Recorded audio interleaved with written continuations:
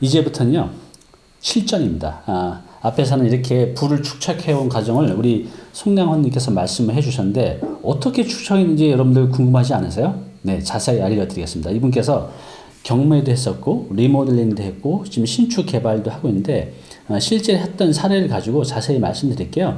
여러분들 여기서 투자에 재테크의 인사이트를 한번 얻어보시기 바랍니다. 자, 첫 번째는 경매요. 본인께서 하셨던 경매에 대해서 우리 시청자분들께 좀 눈높이를 낮춰서 좀 쉽게 설명 부탁드릴게요. 알겠습니다. 제가 일단 경매로 시작하게 된 이유는 뭐 돈이 없어서 소액으로 할 수밖에 없었고 직장인이 경매를 하려면 법원에 가야 되는데 시간 내기가 쉽지 않잖아요. 그렇죠. 일단 시간이 없어요. 그러니까 그것도 있고 투자를 잘 하시는 분들은 막 지역 분석을 하세요. 막 차트도 보고 데이터도 봐서 지방에 어디가 뜰 것 같다 막 예상을 하는데 저는 이제 그런 게 좀 부족했기 때문에 안전하게 서울 시내에서만 했고 서울 시내에서만 했기 때문에 제가 좀 더 그 입찰장 법원에 가는데 좀 수월했고요. 좀 폐차를 하더라도 뭐 지방에서 폐차하는 것보다는 좀 시간적 여유가 있었죠. 그다음에 이제 소액이었기 때문에 뭐 아파트를 한다기보다 서울 아파트는 좀 싸게 사기 어려워서 그렇죠, 비싸죠. 그래서 아까 말씀드린 대로 좀 노후주택, 노후빌라를 좀 이렇게 저렴하게 하는 방식으로 이제 했고, 뭐 첫 번째 했던 거는 그 은평구에 있는 건데요. 그 반지하 빌라거든요. 반지하 빌라. 공부상.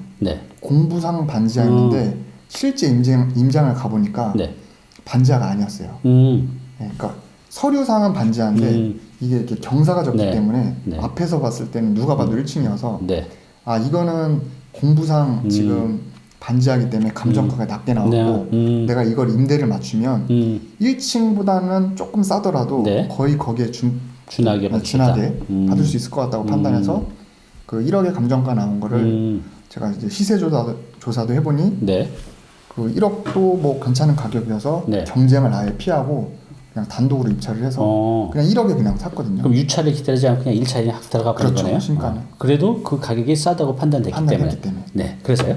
그래서 그 안에 들어가 보니까 명도를 해보니 좀 이렇게 안에가 노후화 되어 있었고 그 전편에 말씀드린 대로 그런 방식으로 이제 수리를 해서 한 뭐 부대 비용까지 해서 1억 1,200 정도 이렇게 했는데 뭐 제가 예상했던 대로 집이 깨끗하다 보니까 거기에 어차피 사시는 분은 전세 보증금을 어차피 돌려받는 거기 때문에 어차피 집이 깨끗하고 입지 괜찮고 막 그렇게 반지하라 그래서 실제 막 반지하처럼 이게 아니었기 때문에 그거보다 더 높은 가격에 좀 전세를 맞출 수 있었고 그 다음에 서울에 투자를 하고 싶은데 뭔가 이제 돈이 없으신 분들 있잖아요. 그런 분들은 일단은 갭이 적은 빌라를 좀 찾는 분이 계세요. 그러면 전세를 이미 맞춰놨기 때문에 갭을 한 1,000만 원 정도만 해서 그렇게 매도를 하면은 저는 한 4개월 정도 걸려서 한 1,300 정도 이렇게 차익을 봤던 사례입니다. 이때는 뭐 대출 활용은 안 하셨어요? 아 대출 활용했죠. 얼마 이게 정도 이제 감정가 1억이었는데 그래도 한 7천만 원 정도 대출이 나왔거든요. 7천 정도? 그러니까 이제 뭐 수리비랑 이렇게 해서 5천 정도를 이제 세팅을 할 수 있었던 거죠. 그래요. 그럼 내 돈 5천 정도 해서 한 4개월 만에 1,300 정도를 한 거니까 이걸 이제 만약에 1년에 4개월이니까 3번 할 수 있으니까는 5천만 원 가지고 한 4천만 원 버는 거니까 거의 100% 수익률을 만들 수도 있겠네요. 그렇죠. 계속 한다고만 하면 꽤 괜찮네요. 그래서 저는 이런 방식으로 1년에 5개를 했거든요. 5개를요? 많이 하셨네요. 근데 하나는 실패를 했고 그 실패한 얘기 좀 잠깐 해주세요. 실패는 왜 실패했어요? 실패는 이제 4번을 성공하다 보니까 좀 자만하고 이제 시간도 없었어요. 그렇게 돼요. 사람들이 자만하게 돼요.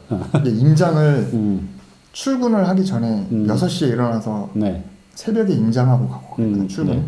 근데 이게 4번, 5번째 되니까 임장을 안 하고 입찰을 귀찮아져. 그래서 시세보다 싸게 사긴 했는데 그걸 이제 월세로 세팅했거든요. 그거 기존 세입자가 그냥 산다고 해서. 근데 수익률이 거의 2%보다도 낮게 나오고 그다음에 용산이었는데 용산이라는 뭔가 지역적인 메리트 때문에 그냥 들어갔는데 그러셨군요. 그게 좀 뭐 매도를 하려니까 수요도 없어서 그냥 돈이 묶이게 된 케이스가 있어요. 그래서 뭐든 다 초심이 중요한 것 같아요. 이 사진은 아까 설명드린 대로 감정가나 매매가는 이제 공부상 반지하니까 낮는데 이게 누가 봐도 이제 1층 같은 거죠. 예, 맞아요. 이렇게 지금 사진에서 보시는 것처럼 북쪽으로 높은 지역 같은데 이렇게 보면 공부사연 이렇게 지하 또는 반지하로 되는데 실제로 1층인 데들이 있어요. 그러니까 이런 데들이 꽤 괜찮다는 거죠. 이런 것만 찾아도 꽤 괜찮을 것 그렇죠. 같아요. 네. 그래서 실제 내부를 수리를 한 거 보면은 깨끗하네요. 그래서 이왕 수리하는 거 네. 저는 어차피 도급이기도 하고 네. 그냥 어줍잖게 하는 것보다는 네. 제대로 수리를 해서 네. 그래서 그냥 수리비 이상 받겠다라고 저는 생각을 했기 때문에 네. 샤시도 다 바꾸고 뭐 주방 가구 네. 그다음 도기. 변기라든가 예. 그런 것도 아예 다 바꿨고 세면대하고 그렇죠. 그런 것들. 네. 다 바꾸고 뭐 장판 도배 이런 거 당연하고요. 이게 하는데 다 얼마 들어갔대죠? 그게 900만 원. 900만 원. 네. 그래서 이제 제가 하신 분은 이제 전업주신데 시간이 남으시잖아요. 그렇죠. 이거 본인 직접 다 하는 거예요. 사실 이거 인건비가 꽤 되잖아요. 맞습니다. 그럼 한 500만 원도 안 들고 이제 할 수가 있는 거죠. 그래서 집에서 좀 쉬시고 계신 분들은 이런 식으로 하면 우리 성남님께서 하셨던 것보다 더 많은 수익을 만들어낼 수가 있습니다. 그죠? 네. 네.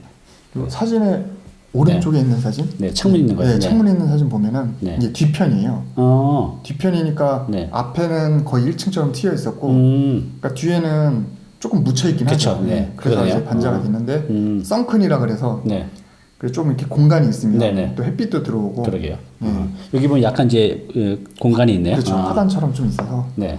뭐 이런 거는 사실은 정말 입찰할 때 임장 가서 한번 보면은. 그래요. 네, 이래서 임장이 중요하군요. 그렇죠. 그죠? 네. 이거 하나만 더 소개를 하겠습니다. 요거는 이제 유찰된 거를 제가 이제 입찰을 해서 낙찰 받은 건데 얼마에 받은 거죠, 이거는?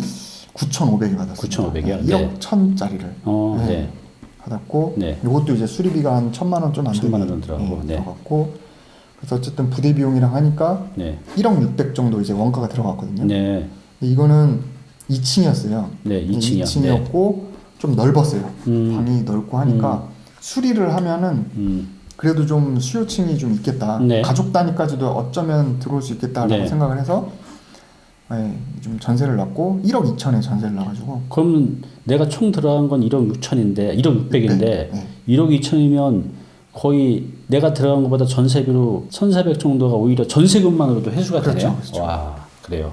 그래서 요거는 최근에 팔았거든요. 그래요. 최근에 팔았는데 얼마 파셨어요? 그래서 이거는 1억 2,500에 팔았어요. 1억 2,500에. 그러니까 뭐 거의 뭐 갭 없이 팔았는데, 근데 이거는 이제 보유하면서 그러니까 전세만으로도 1,000만 원 이상 이제 그러게요. 회수를 한 거죠. 전세만으로 회수를 하고 이거는 대출을 얼마 정도 받으셨어요 그때? 이것도 그때 9,500 중에 한 6, 7천 원 받았던 것 같아요. 그럼 이것도 한 3, 4천 가지고 할 수 있었던 거네요. 네. 이렇게 이제 서울의 아파트가 아닌 빌라 시장으로 또 경매로 접근해 보면 이렇게 비교적 싼 것들을 찾을 수가 있어요. 또 경매를 잘 모르시는 분들은요, 발품을 많이 팔면 부동산에 나왔는 물건들 중에서도 이렇게 싼 것들을 찾을 수가 있더라고요. 그렇죠. 발품만 파신다고 하면. 그래서 경매를 잘 모르시면 이게 부동산을 통해서 알아보셔도 됩니다. 요 실내를 보면은 이거는 그냥 쭉 그냥 사진으로 비포 애프터네요. 비포 애프터고요. 확실히 뭐 이제 100% 그냥 멋지게 달라진 건 아니도 그렇죠. 딱 봐도 되게 깨끗하고 깔끔하고 환하게 바뀐 거는 딱 눈에 띄네요. 샤시 바꿨고 여기는 임대를 더 빨리 맞추려고 제가 냉장고도 넣었어요. 그래서 여기 오른쪽에 냉장고가 냉장고를 아예 새 거를 사서 넣었고 이것도 하나의 팁이네요. 그렇죠. 냉장고가 있으면 들어올까 말까 하시는 분들이 냉장고 때문에 들어오시는 분도 있으실 것 같아요. 이게 가족 단위 분들은 가재도구를 갖고 오시는데 이렇게 그냥 혼자 사는데 넓은 집을 필요로 하는 분이 계세요. 그런 분들은 냉장고나 이런 거는 원룸처럼 있기를 원하거든요. 그러니까 그런 수요까지 빨아들이려면 그래서 이제 냉장고, 에어컨, 세탁기를 제가 넣었거든요. 세 개 다 해도 뭐 100만 원 정도도 안 되니까 좀 저렴한 걸로 해서 이렇게 했고요. 그다음에 옛날 집들 보면 거실 겸 방 해가지고 이게 막 제대로 거실이 있는 게 아니고 거실 겸 방이 있고 방이랑 이렇게 중문식으로 있는 여기 왼쪽 사진처럼요. 그래서 이거를 요즘 트렌드는 아니기 때문에 이거를 그냥 문 다 떼버리고 그냥 또 MDF로 해서 가벽을 세워서 그냥 방으로 그냥 구분을 했었거든요. 확실히 이제 방과 뭐 거실, 주방을 분리를 하신 거네요. 그러면은 요즘 분들은 이제 또 공간을 활용을 하는데 드레스룸도 필요하고 하니까 좋은 아이디어네. 이렇게 해서 그렇게 했고 또 천장 보니까 아예 옛날에 누수가 있었는지 다 완전 뜯겼더라고요. 그러게 왼쪽 오른쪽 보면 이제 상태가 안 좋네요. 그래서 요것도 아예 그냥 다 수리를 했고 오른쪽은 이제 옛날에 이렇게 욕실이 이렇게 있었어요. 네. 근데 이걸 떼버렸네요. 그렇죠. 아니, 화장실도 요즘에는 뭐 욕실 잘 거의 안 쓰거든요. 네, 욕조 안 쓰죠. 네. 네. 그래서 그냥 샤워실로 다 꾸몄죠. 확실히 티가 확실히 나네요. 네. 이거 진짜 옛날 스타일이고 이렇게 해도 맞습니다. 비용 크게 들이지 않고 굉장히 멋지게 만드셨네요. 자, 두 번째는요. 이제 리모델링을 통한 건물 리모델링. 아까는 그냥 인테리어 정도 수준이고 이건 건물 리모델링 통해서 부가가치를 높이는 방법인데요. 이것도 굉장히 괜찮은 방법이에요. 그래서 요 당시에 요것 때문에 이제 저한테 상담 오셨던 맞아요. 걸 기억해요. 그래서 수익률은 괜찮았지만 요걸 이제 포기하셨던 이유가 있거든요. 그 설명 한번 들어보겠습니다. 설명 좀 해주시겠어요? 네. 일단 제가 경매를 하면서 차익을 늘렸는데 네.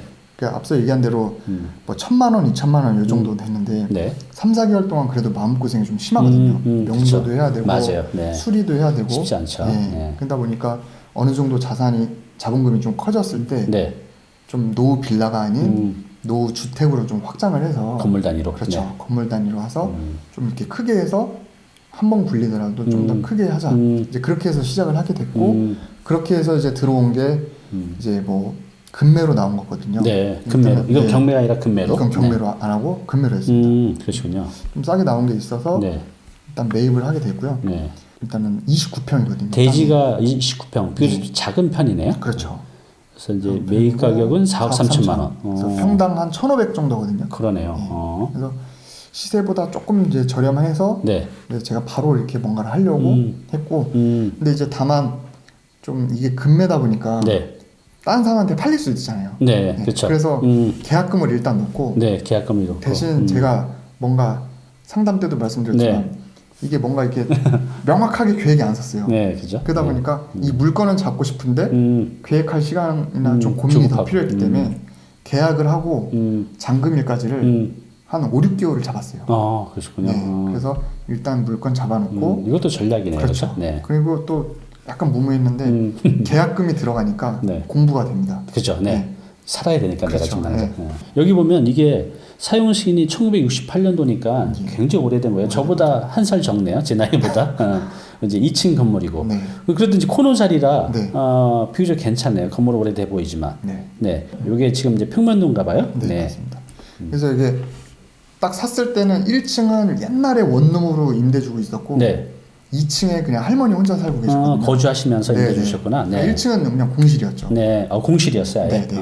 완전 거의 지금은 쓸 수 없는 정도로 네. 돼 있어서 이 왼쪽이 지금 원래 상태였나요? 맞습니다. 왼쪽이. 네. 그래서 문이 2개고 이제 그렇게 돼 있어요. 예전에 이렇게 지금 길거리인데 바깥에서 이렇게 들어가게 돼 있어요. 그렇죠. 바닥 1층. 네, 맞아요. 그래서 오른쪽 사진은 뭐죠? 그래서 요거는 좀 이렇게 구조 보강을 하고 네. 이제 실내에 있는 벽을 좀 헐어서 좀 깔끔하게 상가로 용도 변경이 가능하다 그래서 네네. 이제 용도 변경을 하고 요거는 이제 2개실로 이제 상가로 임대를 놓으려고 이제 계획을 했던 거죠. 그렇죠. 이제 우리가 건물을 태어날 때부터 용도가 있는데 주택으로 되는 건 계속 주택으로 써야 됩니다. 이걸 상가로 쓰게 되면 이제 불법이죠. 그런데 용도를 조건만 맞으면 용도 변경이 가능해요. 그래서 지금 이것을 주택을 상가로 해서 이제 월세를 이제 받으려는 계획이 있나 봐요. 네. 그래서 1층 이렇게 되고 여기는 2층인가 봐요. 그렇죠. 2층인데 여기는 이제 할머니 혼자 살고 계셨는데 네. 이제 방이 3개고 화장실 하나였는데 이제 좀 그 노후 빌라처럼 이렇게 많이 낡았죠. 낡아가지고 뭐 이건 어떻게 할까 고민하다가 한창 뭐 지금도 많이 하긴 하는데 쉐어하우스가 좀 좀 유행이기도 했고 이거를 좀 수익률을 올리기 위해서 단순 임대가 아니고 좀 뭔가 손품을 좀 넣어야겠다. 그래서 이제 쉐어하우스를 고민해서 좀 요거는 방을 하나 더 만들어 가지고 여기 보면 이제 여기 방이 3개인데 오른쪽에 보면 방이 하나 더 늘었어요. 여기에서 여기 부분을 좀 없애고 방이 하나, 둘, 셋, 4개 이렇게 만드셨네요. 이렇게 해서 다 설계도 잡고 견적 받고 쉐어하우스도 이제 직장인이니까 위탁으로 해주는 데가 있어요. 그래요. 그래서 이걸 직접 다 운영해주고 다 방법이 있군요. 수수료 일부 가져가고 수익을 제가 월세처럼 받는 거죠. 그래서 이거를 외관은 징크 위에는 징크 재질로 이렇게 하고 이렇게 보면 정말 저 오래된 거의 50년 넘은 건물이 그냥 되게 멋지게 바뀌었네요. 이렇게도 한번 이제 생각을 했던 거죠. 그래서 1층은 여기 보신 대로 근생 상가를 하고 2층은 이제 쉐어하우스로 해서 이렇게 건물 보면 들어와서 살고 싶겠는데? 그래요. 이렇게 해서 외관은 이제 기획을 해봤고. 네. 그래서 이제 이게 수익률이잖아요. 네. 이거 좀 설명해 주시겠어요? 그래서 이렇게 수익해보니까 네. 그 당시 제가 이제 경매로 불린 돈이 1억이었고 네. 좀 더 크게 하려고 이제 신용대출 1억을 받았어요. 네. 그래서 2억으로 뭘 할까 하다가 이거 땅을 살 때 4억 3천이었는데 네. 대출이 3억 3천이 나와서 땅 사는데 1억이 들어가고 1억 갖고 샀네요. 네. 네. 그래요. 그다음에 뭐 수리비, 그다음에 이거 다 리모델링 하는데 뭐 1억 가까이 좀 들어간다고 해서 네. 2억을 투여하면 네. 순이익이 한 130만 원 정도 130만 원. 나오니까 이자 다 빼고 그러면 자기 자본 대비해서 수익률이 거의 8%에 가깝네요. 네네 7.8%라서 그럼 수익률이 굉장히 좋은 편인데요? 좋은 편이죠. 네. 그래서 이렇게 하면은 내 2억을 가지고 좀 월급보다 좀 더 풍족하게 살 수는 있었다. 네네. 그래서 이렇게 해서 이제 매각을 하면 또 매각 차익이 시작되잖아요. 네네. 근데 이게 사람이 네. 그 노후 빌라 살 때는 빨리 팔고 싶었는데 네. 노후 주택으로 땅을 깔고 앉으니까 네. 애정이 생기죠. 애정이 생기고 네. 이게 또 역세권이었어요. 네. 역세권이라서 쉐어할 수도 있었고 네. 또 코너 자리다 보니까 네. 좀 언젠가는 좀 가격이 오를 것 같아서 좀 팔기는 싫었고 네. 또 2억이 묶이긴 싫고 돈이 묶이니까 내 돈이. 묶이고 이제 또 130만 원이 좋긴 한데 지금 뭐 제 나이에 130만 원이 더 생긴다고 네. 뭐가 막 크게 달라지는 게 아니에요. 그렇죠. 네. 그래서 이걸 어떻게 할까 고민을 좀 많이 했죠. 그래서 이걸 하면은 일단은 묶이고 네. 매각하기 전까지는 이제 넥스트가 없는 거죠. 그렇죠. 네. 추가 자본이 없으니까 뭔가 투자를 못 하고. 네. 또 저축을 해야 돼요. 그렇죠. 네. 시간이 또 가게 되고. 네. 그래서 아깝지만 이거를 그래서 이제 아까 말씀하신 임대 수익보다는 내 자본을 계속 늘려가는 전략을 펼쳐야 되기 때문에 아깝지만 요거를 이제 그럼 포기를 하신 거네요. 네. 그래서 좀 다른 방법을 찾아보자라고 해서 제 나이 때는 그래도 좀 자산을 계속 키워야 되고 투자를 계속 해야겠다 싶어서 그래서 이제 신축을 하게 되신 거군요. 맞습니다. 네, 이제 세 번째는요 신축입니다. 멋지게 디벨로퍼라고도 하는데 우리 송나훈님께서 요거 이후에 신축을 통해서 기다리는 투자가 아니라 내가 가치를 만들어서 되팔아서 자본 수익을 만들어 가자라고 하셔서 이제 신축에 도전을 하시게 됐는데요. 그 두 개 사례 공개를 해드리겠습니다. 어떻게 적은 돈으로 자본 차익을 이렇게 만들어내신지 한번 보시기 바랍니다. 이제 첫 번째 신축 사례인데 설명 좀 부탁드릴게요. 예, 네. 일단은 좀 보시기 편하라고 제가 억 단위로만 이렇게 정리를 해봤습니다. 네. 정리해서 일단 2억을 가지고 어쩔 수 없이 돈은 2억밖에 없는데 조금 무리를 해서라도 신축을 해서 뭔가 보유하면서 빠져나와야겠다 싶어서 그렇게 좀 접근을 했고요. 사실 서울에서 2억 가지고 아무리 적게 줘도 신축하기 굉장히 적은 돈 느껴졌는데 이거 갖고 하셨네요. 어떻게 하신 거죠? 설명 좀 해주세요. 그래서 이건 일반적인 레버리지 이외에 다른 요소가 좀 필요하긴 합니다. 그래요. 네. 집중해서 들으시기 바랍니다. 네. 토지를 살 때 약 4억 3천이었는데 거의 3억 가까이를 일단 토지담보대출로 이제 레버리지를 했고요. 거기서 이제 1억이 들어갔고 그러면 토지 4억짜리를 대출 3억을 받았기 때문에 내 돈 1억으로 이제 땅을 살 수가 있었던 거예요. 토지를. 요즘에는 사실 뭐 주택 같은 경우는 대출이 막 안 나오거나 뭐 40% 그렇죠. 이런데 만약에 내가 건축을 하겠다라고 했을 때는 그 국가에서 뭐 주거 환경을 개선해 주는 거기 때문에 뭐 대출에 대한 규제가 없습니다. 그래서 그랬어요? 거의 뭐 80% 가까이를 대출을 받았고 그다음에 공사비가 문제거든요. 제가 처음에 리모델링하고 그다음 신축 검토할 때 제일 이제 두려웠던 게 공사비였죠. 얼마 정도 나왔어요, 여기는? 뭐 5억이 좀 안 되게 나왔습니다. 5억이 안 되게 나왔고 이제 은행에 알아보니까 그 시설 자금 대출이라고 해서 이제 부동산 업을 하는 사람한테는 이 건물 자체가 시설이기 때문에 그런 명조로 그 명목으로 대출을 해주는데 한 3억 정도 대출이 나오고 3억 정도. 원래는 이제 그 공사비도 80% 대출이 나오는데 그 은행에서 감정하는 공사비 자체가 조금 보수적이어서 그래서 실제로 내가 투여하는 공사비를 했을 때는 한 60% 정도 좀 나온다라고 생각을 하시면 될 것 같고 그래서 대출을 시공비에서 5억 중에 3억을 대출을 받고 이제 그런데도 제가 돈이 없잖아요. 그러니까 대부분은 이제 이 대출 받고 남은 금액까지 가지고 이제 신축에 임해야 대부분 그런데 저는 이제 돈이 없고 하니까 그 그 시공사한테 네. 좀 후불제로 해달라고 했어요. 내가 나중에 임대를 맞춰서 네. 그 이후에 줄 테니 좀 양해를 해달라고 협의를 해서 2억 외상으로. 네, 그래서 좀 읍소를 했죠. 그러면 지금 토지비, 시공비, 부대 비용까지 해서 총 내가 이 사업을 필요한데 돈이 10억인데 네. 내 돈 2억 가지고 네. 대출과 시공사 외상으로 해서 20%의 금액으로 이 신축을 할 수가 있었네요. 그렇죠. 야, 그러니까 일반인들은 나 이거 저거 하면 나 10억 있어야 한다고 생각해서 아예 생각도 안 하고 도전하는 생각 자체를 그렇죠. 안 하시는데 네, 네. 2억 가지고 이 서울에서 이 건물을 질 수가 있었군요. 네, 네. 그래서 은행에서 이제 대출을 네. 토지담보대출로 3억 받고 네. 공사비 대출로 3억 받아서 이제 6억의 대출이 생긴 건데 대출이 있는 거죠. 네. 네. 근데 이제 그렇게 해서 이제 시공사한테도 빌려서 공사를 다 끝나면은 네.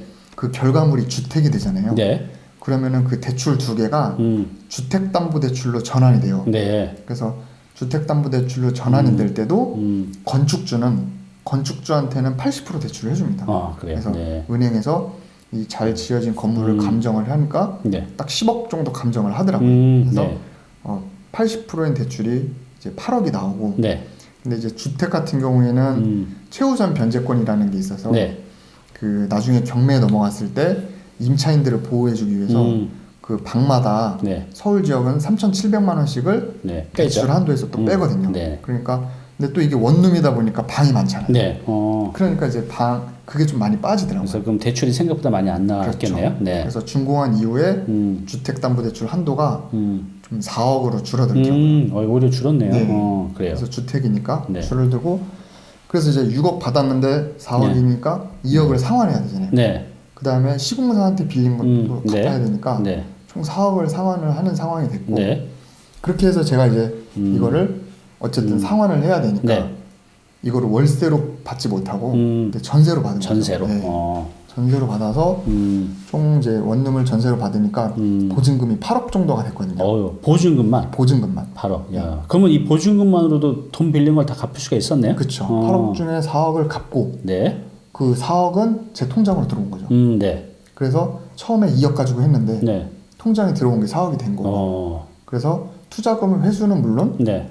좀 더 이렇게 추가 자금까지 뭔가 이렇게 가용할 수 있게 이게 된 거고. 그렇군요. 네. 그러면 이제 결과적으로 내 돈 2억 가지고 네. 2억을 번 거네요. 2억을 벌었죠. 이 기간이 얼마나 걸렸죠? 이거는 한 8개월에서 8개월. 예, 임대까지 다 하면 한 1년 가까이 돼요. 그러니까 연수익률이 100%를 만든 거네요. 네. 야. 그러면 이제 내가 2억 가지고 4억이 되고 4억이 가지고 8억이 되고 8억 가지고 16억이 되고 이렇게 100% 수익률을 연해 간다고 하면 네. 금방 100억대 부자 되시겠는데요? 그렇죠. 네. 100억 가지고 200억이 되죠. 네. 물론 이게 이론상으로 그렇지만 실무적으로는 더 만들 수도 있습니다. 이게 전혀 과한 건 아니라고 봅니다. 정말 대단하시네요. 네. 그래서 그 대출 4억에 대한 이자를 또 감당을 해야 되니까 네. 그 원룸을 다 전세로 놓진 않고 또 일부는 월세로 놓거나 그다음에 반전세도 많이 찾거든요. 네. 그래서 요즘 중소기업 청년 대출이라고 해서 네. 그 세입자분들이 1억까지는 그렇죠. 연 1.2%로 네. 대출을 받아요. 엄청 싸게 나오죠. 네. 한 달에 10만 원 내고 1억은 받고 들어오는 거기 때문에 네. 만약에 전세가 1억 4천이다. 네. 근데 자기가 2천만 원밖에 없으면 대출을 받고 자기 2천이 있으니까 1억 2천에 네. 보증금을 하고 나머지는 월세로 좀 돌리거든요. 이제 그런 거를 합치면 사실 이자는 충당되고 또 이제 좀 남으니까 유지는 될 수 있는 거죠. 그래요. 이런 식으로 해서 이제 재산을 불렸군요. 네. 네. 네. 이건 무슨 그림이죠? 설명 좀 해주시겠어요? 그래서 이거 제가 이렇게 해보니까 네. 주변에서 또 이렇게 아파트 갭 투자나 네. 뭐 이렇게 대출 받아서 뭐 사는 거는 많이 하는데 건축은 이렇게 설계하고 시공하고 준공하고 임대 이렇게 단계별로 네. 좀 복잡하잖아요. 네, 복잡하죠. 복잡하니까 이 돈에 대해서 에쿼티가 적을수록 돈에 대해서 두려움이 많은 것 같아요. 내가 네. 만약에 10억을 쌓아놨으면 네. 좀 덜 두려운데 네. 돈이 없기 때문에 그렇죠. 돈이 나중에 중간에 막힐까봐 두려워서 맞아요. 제가 좀 정리를 해봤고 네.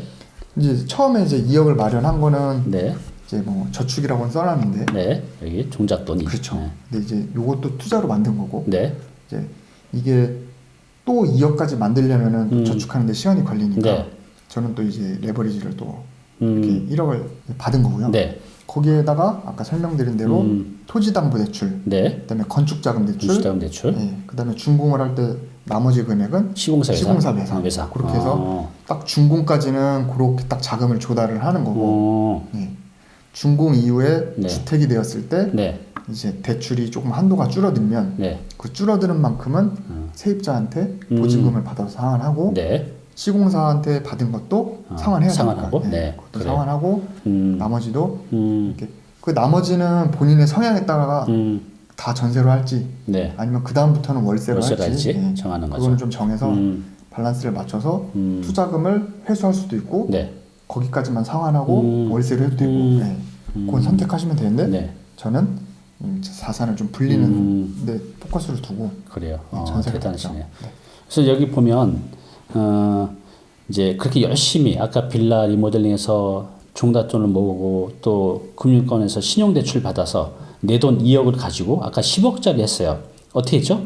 토지담보대출 받고 건축자금 대출 받고 2억은 시공사 외상으로 해서 10억짜리 사업을 2억으로 했던 거죠. 그래서 다 지은 다음에 주택담보대출 받고 또 전세보증금으로 해서 대출 다 갚고도 결과적으로는 내 돈 2억을 들여서 1년 만에 2억을 번 거죠. 네. 만약에 20억 갖고 있으면 20억 번 거예요. 금방 이제 부자가 됐겠죠. 네. 하여튼 너무 대단하십니다. 네. 네. 그렇게 해서 이제 그 표에서처럼 네. 2억을 가지고 다중주택을 지어서 말씀드린 대로 세팅을 해서 네. 4억이라는 이제 투자 가용금을 만들었고, 네. 이제 이걸 한번 해보니까 네.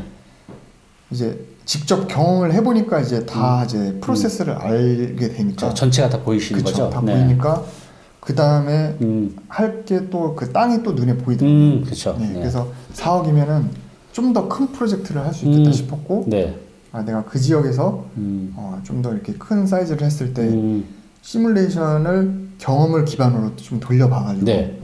이렇게 했을 때 최종적으로는 그럼 또 얼마가 이렇게 투자금이 회수가 될지를 계산을 해가지고, 그러니까 이제 감으로 하는 게 아니라 이제 나의 한 번의 경험으로 그쵸. 이제 비교적 정확하게 네. 내 정도 이 정도 돈으로 어떻게 해서 얼마 정도 남겠구나라는 게 감이 아니라 어느 정도 뭐 오차는 좀 있겠지만 그렇죠.